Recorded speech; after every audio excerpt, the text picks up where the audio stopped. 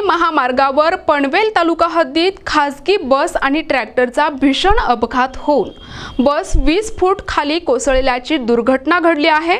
आषाढी एकादशी निमित्त विठुरायाच्या दर्शनासाठी पंढरपूरला निघालेल्या भाविकांच्या बसचा हा भीषण अपघात झाला असून या अपघातात 5 जणांचा मृत्यू झाला आहे। अंदाजे 1:15 ते 1च्या सुमारास पुणे मुंबई एक्सप्रेस हायवेवर पंढरपूरकडे जाणारी एक बस होती। डोंबिवली परिसरातील भाविक हे पंढरपूरकडे जात होते।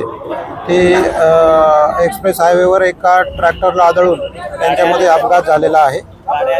बसमध्ये एकूण 54 लोक होते। त्यापैकी आतापर्यंत आपण 42 लोक MGM हॉस्पिटलला उपचारांसाठी हलवलेले आहेत। त्याचप्रमाणे 3 लोक जे अत्यवस्थ होते ते सरकारी हॉस्पिटलला हलवलेले आहेत आणि आतापर्यंत याच्यामध्ये MGM हॉस्पिटलला 2 आणि सरकारी हॉस्पिटलला 3 अशा 5 लोकांची डेथ डॉक्टरांनी डिक्लेअर केलेली आहे। बाकीचे जे लोक आहेत त्यापैकी 7 ते 8 लोक जे आहेत त्यांची प्रकृती थोडीशी गंभीर आहे आणि बाकीचे लोक इतर लोक आहेत ते सेफ आहेत, त्यांच्यावर उपचार चालू आहे। सर ॲक्सिडेंट कसं झालं होतं, कुठे किती खाली बस गेली होती? एक्सप्रेसवेवर ट्रॅक्टरला मागच्या बाजूने बस आदळून अपघात झालेला आहे आणि ती बस एक्सप्रेसवेच्या बाजूला दरीमध्ये कोलमडलेली आहे।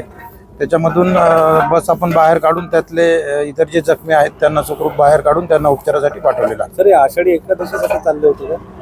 हो, हे सगळे लोक पंढरपूर या ठिकाणी आषाढी एकादशीसाठी चाललेले होते। सर हे प्रवासी कुठले होते आणि कोण आयोजक वगैरे होते का यांच्याकडे काय काय? बहुतेक सारे प्रवासी हे डोंबिवली निळजे लोढा या भागातील रहिवासी होते।